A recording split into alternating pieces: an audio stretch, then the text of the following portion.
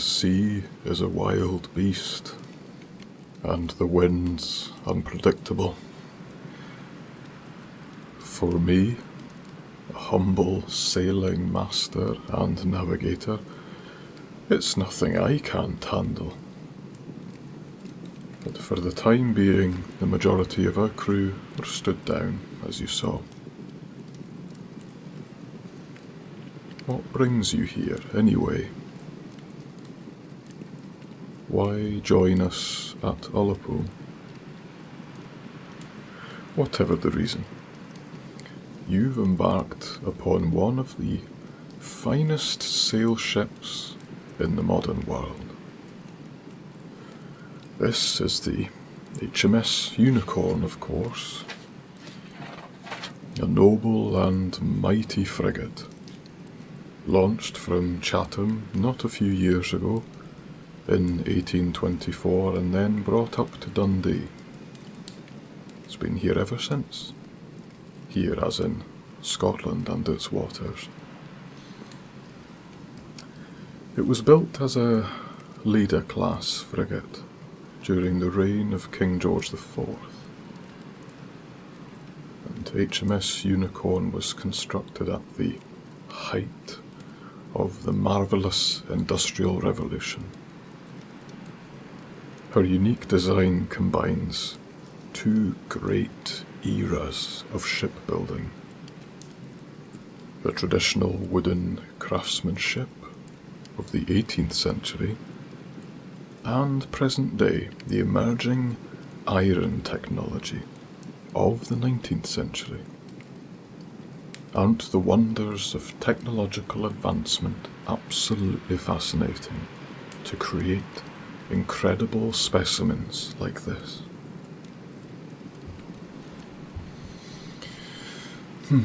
It's been a few years since this 46-gun Lady of the Seas has aided the Navy in battle, so for now, under the command of myself and the captain, she sails the open waters of the Highlands and Islands, transporting all manner of goods to the remotest parts. I imagine when you came on, you'll have seen a number of torn sails when you arrived, but rest assured, our crew will repair them ahead of further storms. The last one, just off the south coast of US, really did us some damage. The captain is sleeping just now, so it's up to us to maintain course. We are bound for Thurso as we speak, having just been anchored off Ullapool, here on the map. After there we'll make a stop for Kirkwall, and then perhaps Shetland, depending on the export whisky volume from Highland Park. Oh, and between you and me, this is a complete secret, and one which you must not utter to the crew, I implore you. But there is rumour that King George V himself will meet us in Orkney and pay respect to us and the Unicorn. There is to be a celebration of our successful sailings, an homage to our national commitment, per se. What do you think? Shall we celebrate? No time like the present for a dram. Now, the majority of Navy would have you believe that rum is the tipple. But we are not in the rest of the world, are we? Only the finest stuff for us. I think so. Let me pour you a glass of the finest malt.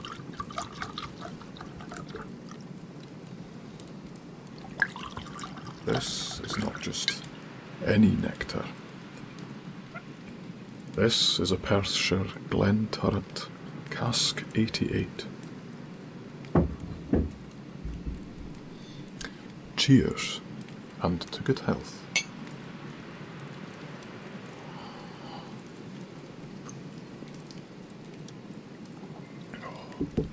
Beautiful. Quite nippy, eh? The best stuff always is. Well, seeing as we've got a little time this evening, and the fire is roaring healthily, how about we share a little story? A good dram always puts me in the mood for a little fine literature. This one is one of my favourites. Are you familiar with our very own author, Robert Louis Stevenson? I actually met him once before. Tremendous gentleman, a brilliant mind. He wrote this piece last year. It's very recent, and it's been highly received by those who sample it. It's unsurprisingly rather close to my heart. A Treasure Island, it's called. Perhaps one day we will sail upon our very own. Settle back, anyways. We are at peace here. The waves wash us, rocking us back and forth. Please, make yourself home here in the library. There are plenty of comfortable chairs. And help yourself to more whiskey, don't be shy. Don't the candles in the fireplace just make you feel so relaxed?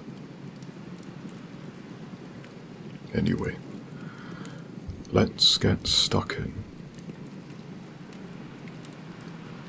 A Treasure Island by Robert Louis Stevenson. Part 1. The Old Buccaneer. The Old Sea Dog at the Admiral Benbow. Squire Trelawney, Dr. Livesey, and the rest of these gentlemen, having asked me to write down the whole particulars about Treasure Island, from the beginning to the end, keeping nothing back but the bearings of the island, and that only because there is still treasure not yet lifted, I take up my pen in the year of grace, and go back to the time when my father kept the Admiral Benbow Inn, and the brown old seaman with the sabre cut first took up his lodging under our roof. I remember him as if it were yesterday, as he came plodding to the inn door, his sea-chest following behind him in a hand-barrow. A tall, strong, heavy, nut-brown man, his tarry pigtail falling over the shoulder of his soiled blue coat, his hands ragged and scarred, with black, broken nails, and the sabre cut across one cheek, a dirty, livid white. I remember him looking round the cover and whistling to himself as he did so, and then breaking out in that old sea song that he sang so often afterwards. 15 men on the dead man's chest, yo-ho-ho, and a bottle of rum, in the high old tottering voice that seemed to have been tuned and broken at the capstan bars.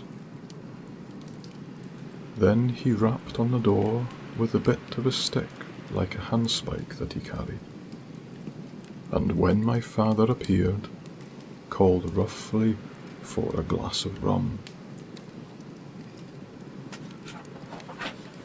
This, when it was brought to him, he drank slowly, like a connoisseur, lingering on the taste, and still looking about him at the cliffs and up at our signboard. "This is a handy cove," says he at length, "and a pleasant, sitiated grog shop. Much company, mate?" My father told him no, very little company. The more was the pity. "Well then," he said, "this is the berth for me. Here you, matey," he cried to the man who trundled the barrow. "Bring up alongside and help up my chest. I'll stay here a bit," he continued. "I'm a plain man. Rum and bacon and eggs is what I want. And that head up there, for to watch ships off. What you mought call me? You mought call me captain. Oh, I see what you're at. There." And he threw down 3 or 4 gold pieces on the threshold. "You can tell me when I've worked through that," says he, looking as fierce as a commander. And indeed, bad as his clothes were and coarsely as he spoke, he had none of the appearance of a man who sailed before the mast, but seemed like a mate or skipper accustomed to be obeyed or to strike. The man who came with the barrow told us the mail had sent him down the morning before at the Royal George, that he had inquired what inns there were along the coast, and hearing ours well spoken of, I suppose, and described as lonely, had chosen it from the others for his place of residence. And that was all we could learn of our guest.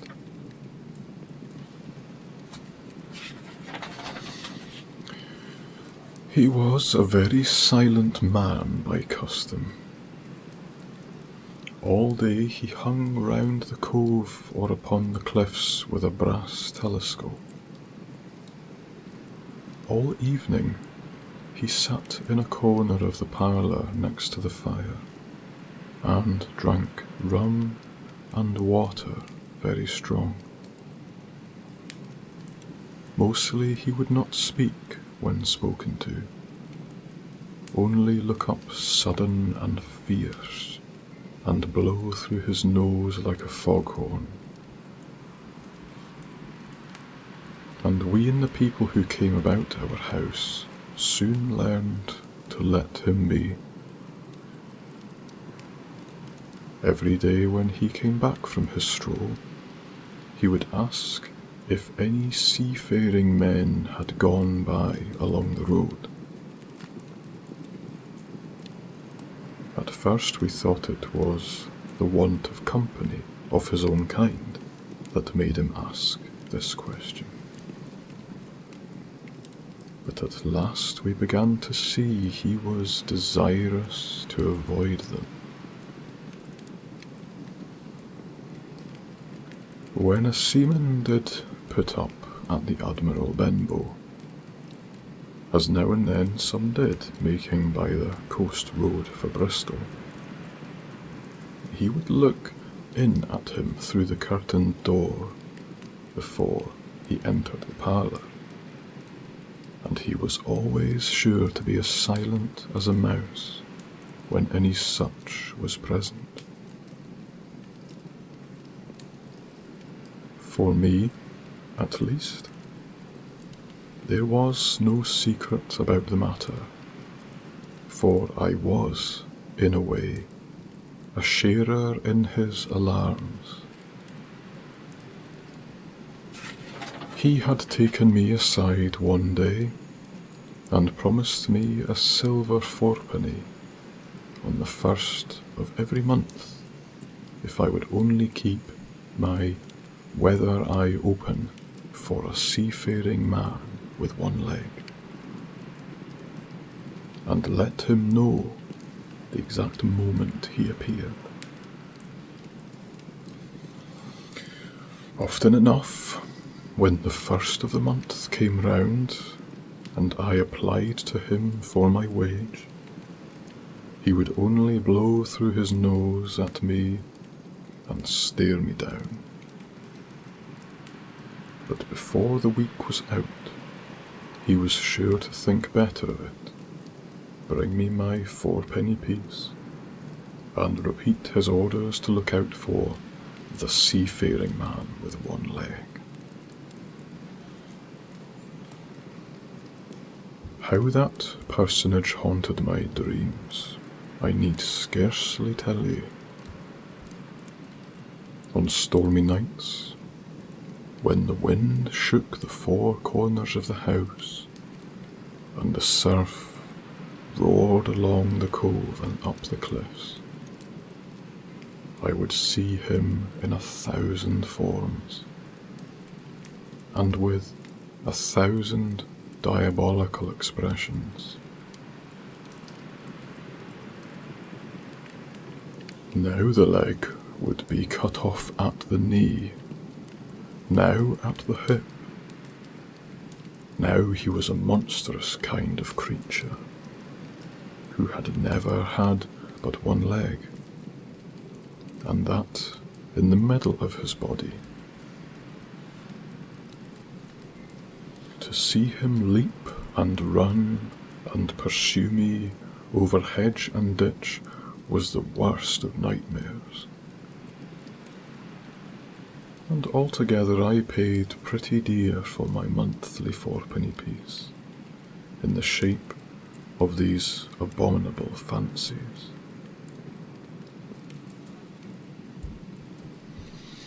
But though I was so terrified by the idea of the seafaring man with one leg, I was far less afraid of the captain himself than anybody else who knew him.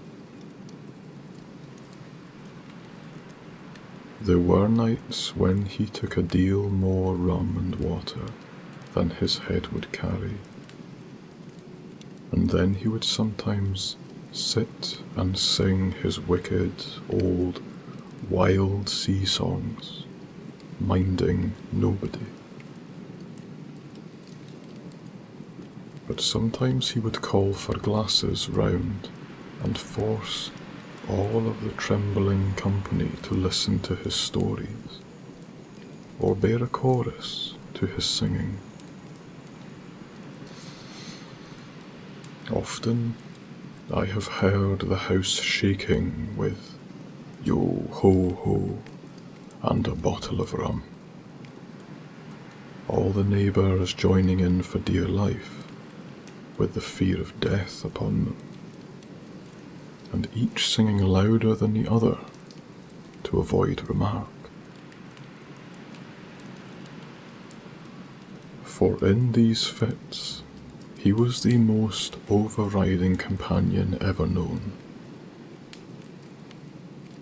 He would slap his hand on the table for silence all round. He would fly up in a passion of anger at a question. Or sometimes, because none was put, and he so judged the company was not following his story, nor would he allow anyone to leave the inn till he had drunk himself sleepy and reeled off to bed. His stories were what frightened people worst of all,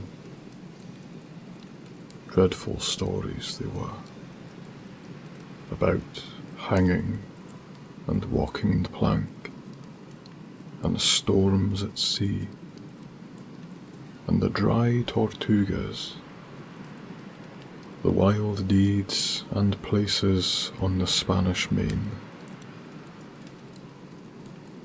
By his own account, he must have lived his life among some of the wickedest men that God ever allowed upon the sea.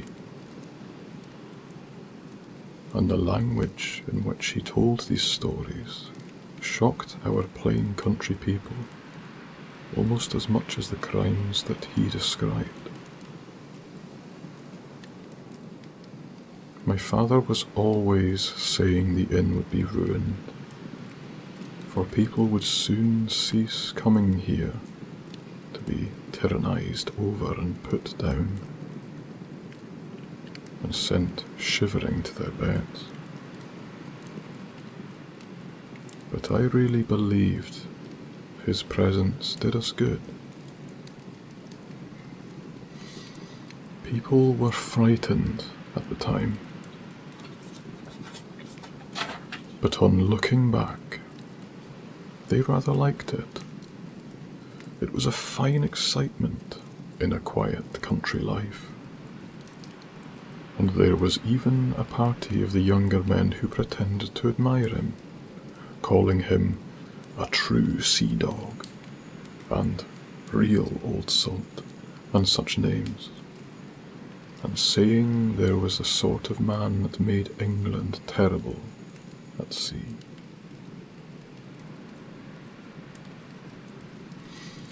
In one way, indeed, he bade fair to ruin us, for he kept on staying week after week, and at last month after month, so that all the money had been long extinguished, and still my father never plucked up the heart to insist on having more.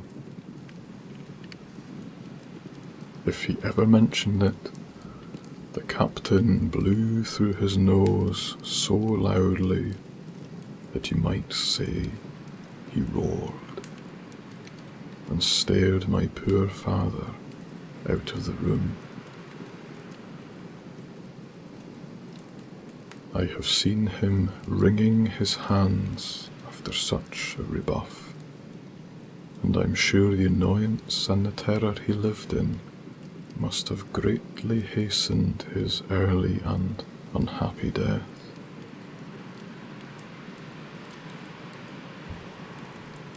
All the time he lived with us, the captain made no change whatever in his dress, but to buy some stockings from a hawker.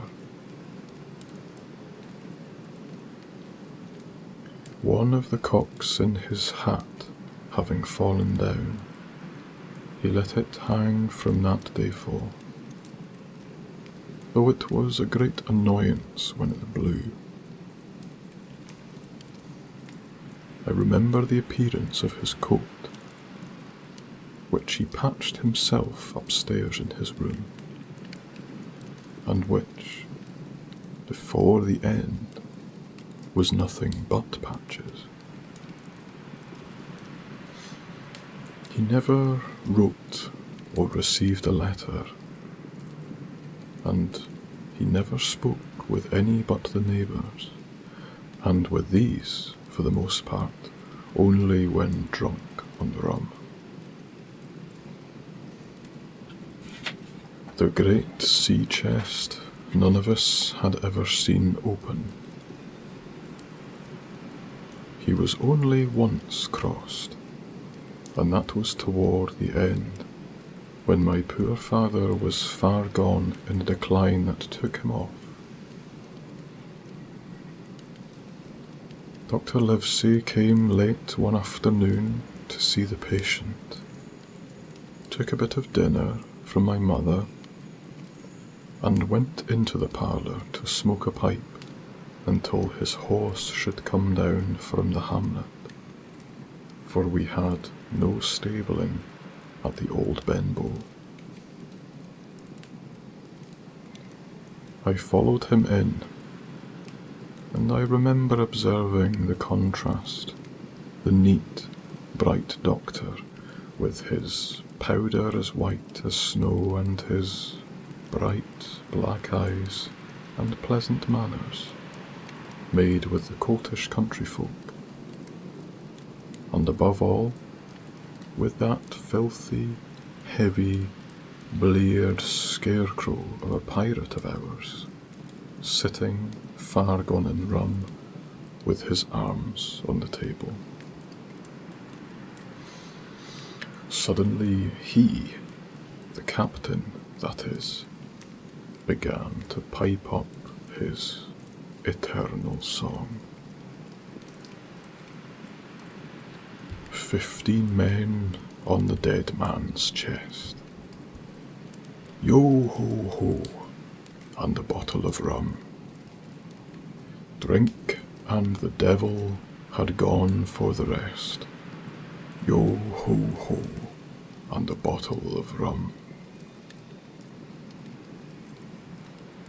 At first I had supposed the dead man's chest to be that identical big box of his upstairs in the front room, and the thought had been mingled in my nightmares with that of the one-legged seafaring man. But by this time we had all long ceased to pay any particular notice to the song.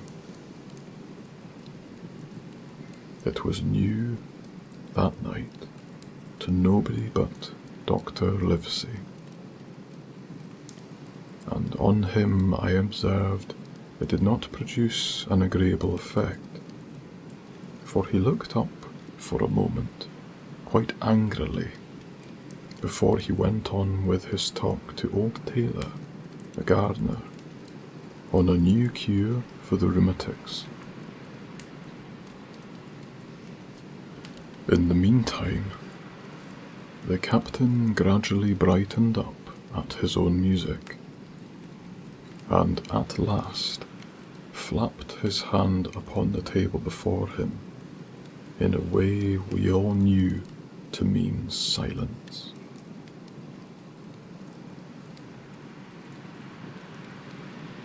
The voices stopped at once, all but Dr. Livesey's.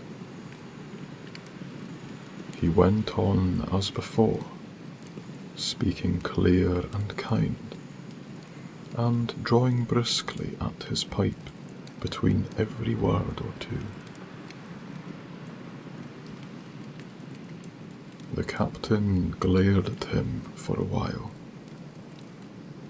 flapped his hand again, glared harder still, and at last broke out with a villainous, low oath. Silence there, between decks.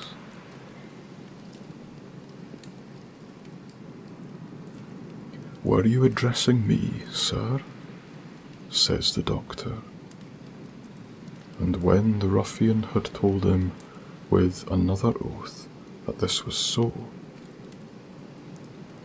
I have only one thing to say to you, sir, replies the doctor, that if you keep on drinking rum, the world will soon be acquit of a very dirty scoundrel.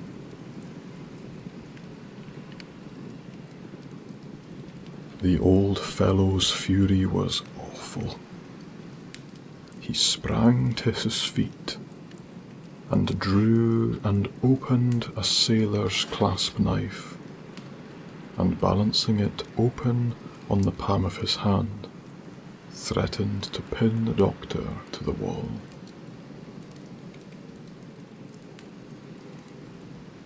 The doctor never so much as moved. He spoke to him as before, over his shoulder, and in the same tone of voice, rather high so that all the room might hear. but perfectly calm and steady. If you do not put that knife this instant in your pocket, I promise, upon my honour, you shall hang at the next assizes.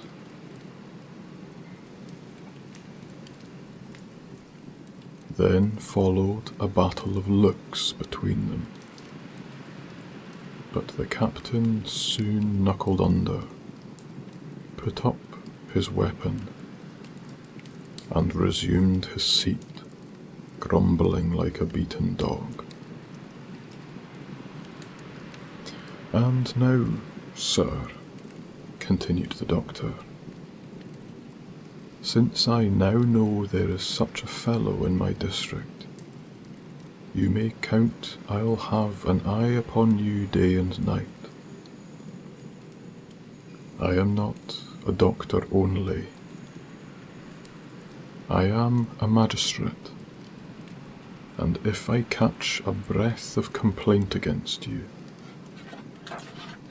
if it is only for a piece of incivility like tonight's, I'll take effectual means to have you hunted down and routed out of this. Let that suffice. Soon after, Dr. Livesey's horse came to the door and he rode away. But the captain held his peace that evening, and for many evenings to come.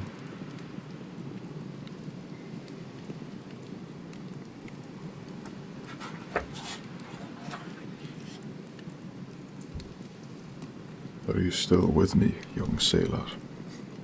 That is surprising, given the lull of the waves and the rocking of the vessel. I mean to carry on. I believe I can get through another chapter before, perhaps, the whiskey snoozes might get me also. Here. To good health again, and to a safe sailing up to Thurso.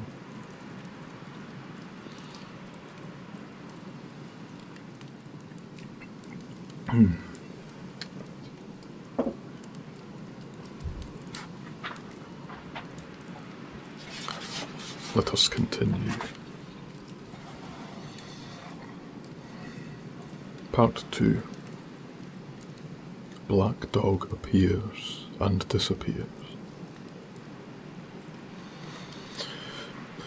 It was not very long after this that there occurred the first of the mysterious events that rid us at last of the captain, though not, as you will see, of his affairs.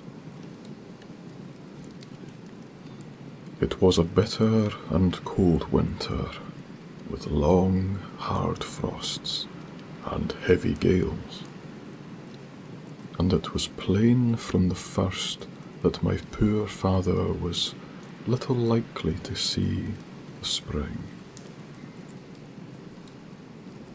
He sank daily, and my mother and I had all the inn upon our hands, and were kept busy enough without paying much regard to our unpleasant guest.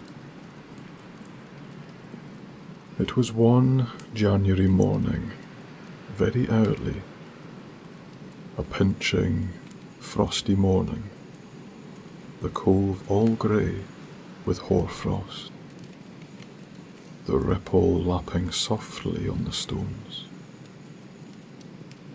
the sun still low, and only touching the hilltops and shining far to seaward. The captain had risen earlier than usual and set out down the beach, his cutlass swinging under the broad skirts of the old blue coat, his brass telescope under his arms, his hat tilted back upon his head. I remember his breath hanging like smoke in his wake as he strode off, and the last sound I heard of him as he turned the big rock was a loud snort of indignation, as though his mind was still running upon Dr. Livesey. Well, Mother was upstairs with Father, and I was laying the breakfast table against the captain's return, when the parlour door opened and a man stepped in on whom I had never set my eyes on before.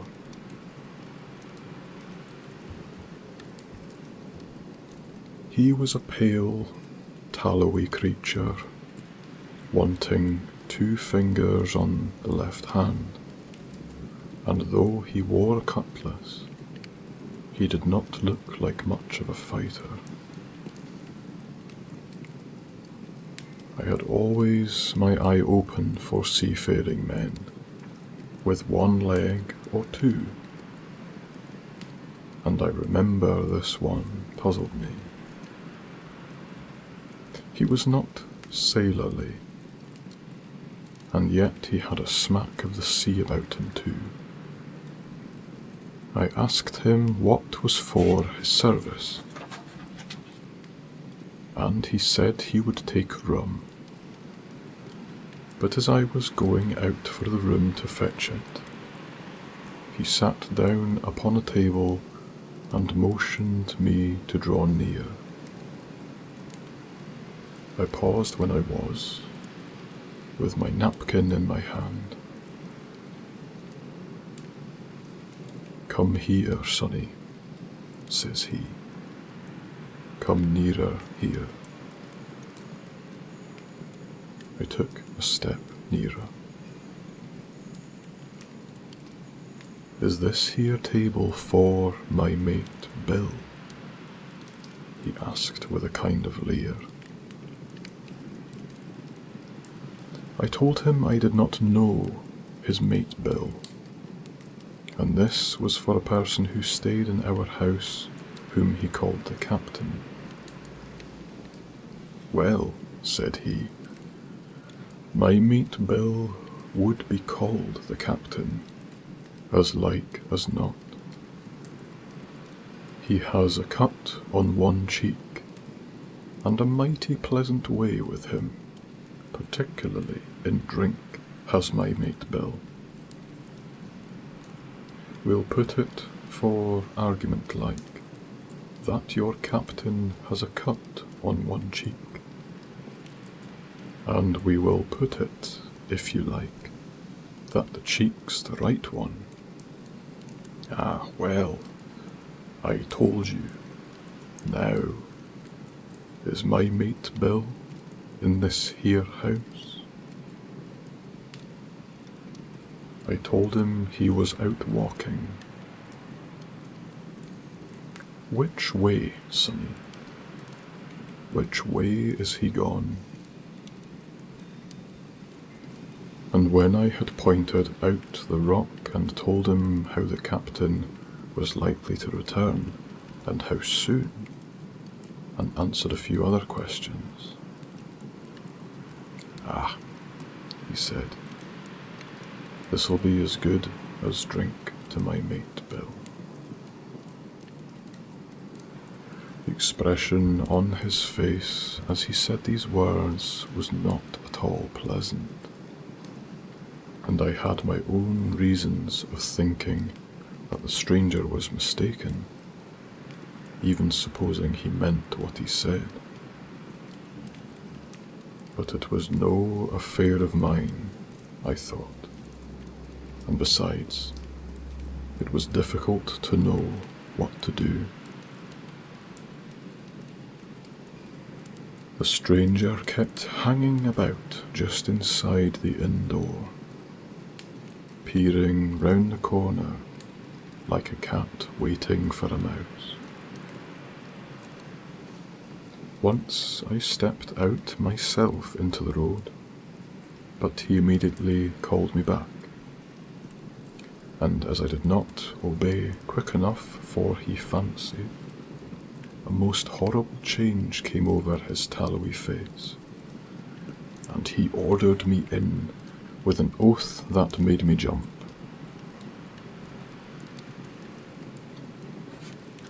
As soon as I was back again, he returned to his former manner, half frowning, half sneering, patting me on the shoulder.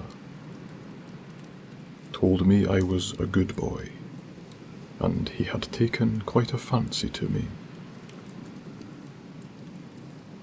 I have a son of my own, said he, and like you as 2 blocks, and he's all the pride of my heart.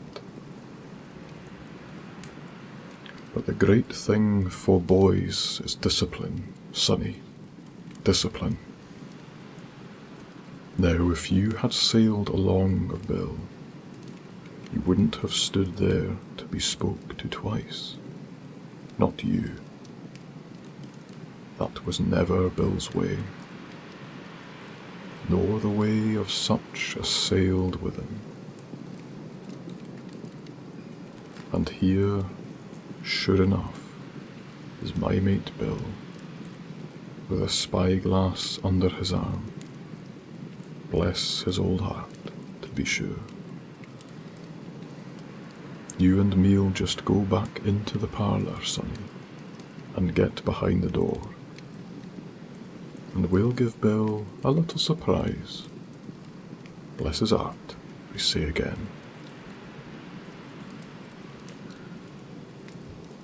So saying, the stranger backed along with me into the parlour and put me behind him in the corner so that we were both hidden by the open door. I was very uneasy and alarmed, as you may fancy, and it rather added to my fears to observe that the stranger was certainly frightened himself. He cleared the hilt of his cutlass and loosened the blade in the sheath, and all the time we were waiting there, he kept swallowing as if he felt what we used to call a lump in the throat.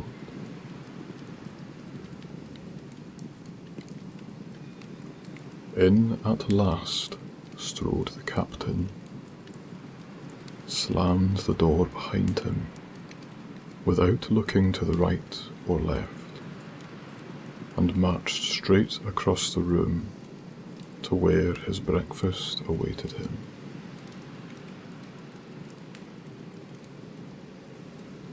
"Bill," said the stranger in a voice that I thought he had tried to make bold and big. The captain spun round on his heel and fronted us. All the brown had gone out of his face, and even his nose was blue.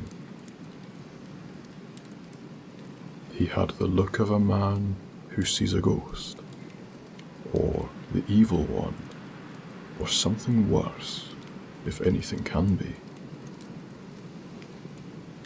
And upon my word, I felt sorry to see him all in a moment turn so old and sick. "Come, Bill, you know me. You know an old shipmate, Bill, surely," said the stranger. The captain made a sort of gasp. "Black dog," said he. "And who else?" returned the other, getting more at his ease.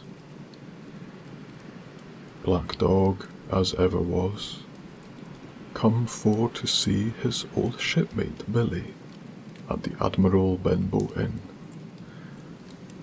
"Ah, Bill, Bill, we have seen a sight of times, us two, since I lost them 2 talons, holding up his mutilated hand. Now, look here, said the captain. You've run me down. Here I am. Well, then, speak up. What is it? That's you, Bill, returned Black Dog. You're in the right of it, Billy.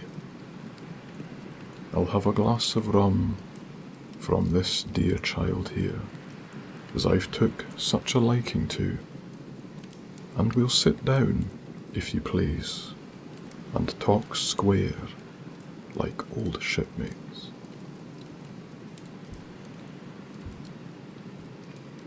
When I returned with the rum, they were already seated on either side of the captain's breakfast table.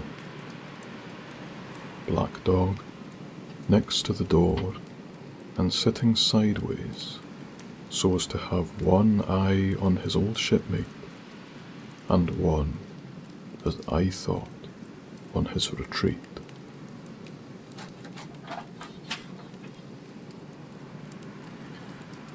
He bade me go and leave the door wide open.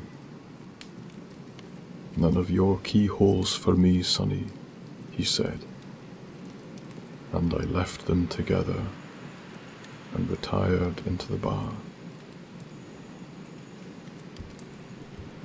For a long time, though I certainly did my best to listen, I could hear nothing but a low gattling.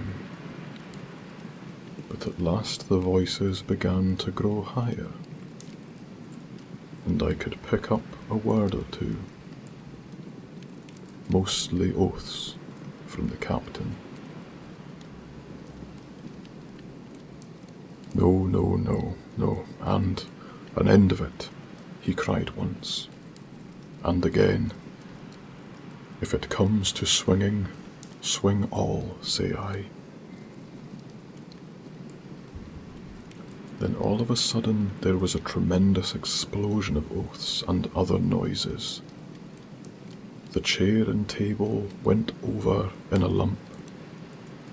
A clash of steel followed, and then a cry of pain, and the next instant I saw Black Dog in full flight, and the captain hotly pursuing, both with drawn cutlasses, and the former streaming blood from the left shoulder.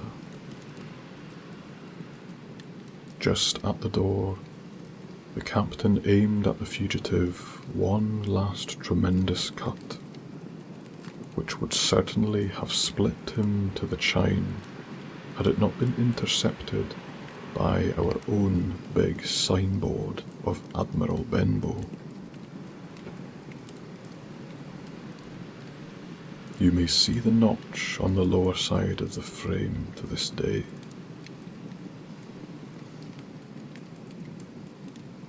That blow was the last of the battle. Once out upon the road, Black Dog, in spite of his wound, showed a wonderful clean pair of heels and disappeared over the edge of the hill in half a minute.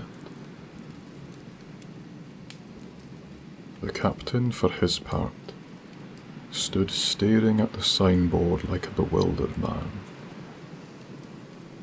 Then he passed his hand over his eyes several times, and at last turned back into the house.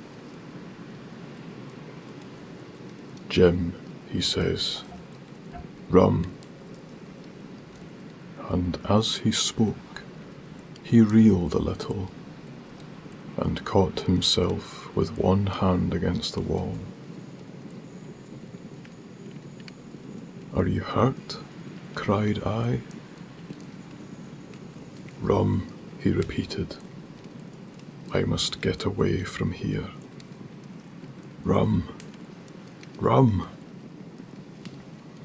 I ran to fetch it, but I was quite unsteadied by all that had fallen out, and I broke one glass and fouled the tap.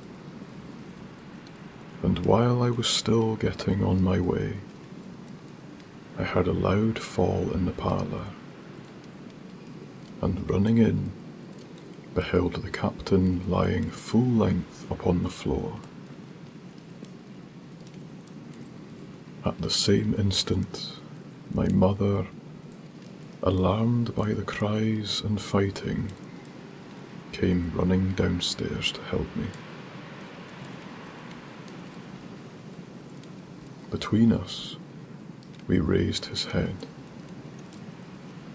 He was breathing very loud and hard, but his eyes were closed, and his face a horrible colour.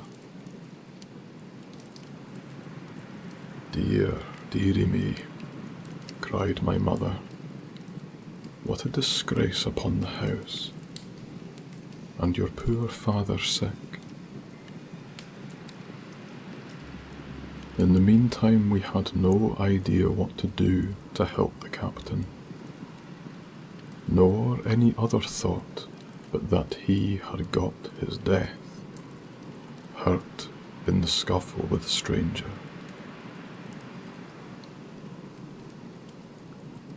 I got the rum, to be sure, and tried to put it down his throat, but his teeth were tightly shut, and his jaws strong as iron.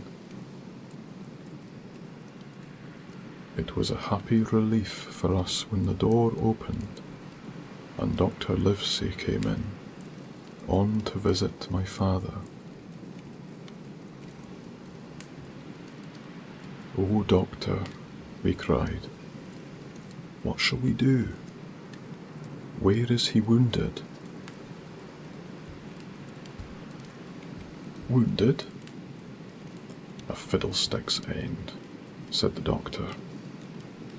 "No more wounded than you or I. The man has had a stroke, as I warned him. Now, Mrs. Hawkins, just you run upstairs to your husband and tell him, if possible, nothing about it.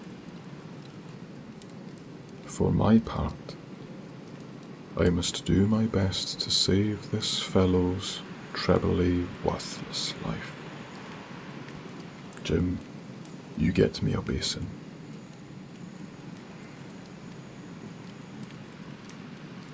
When I got back with the basin, the doctor had already ripped up the captain's sleeve and exposed his great sinewy arm.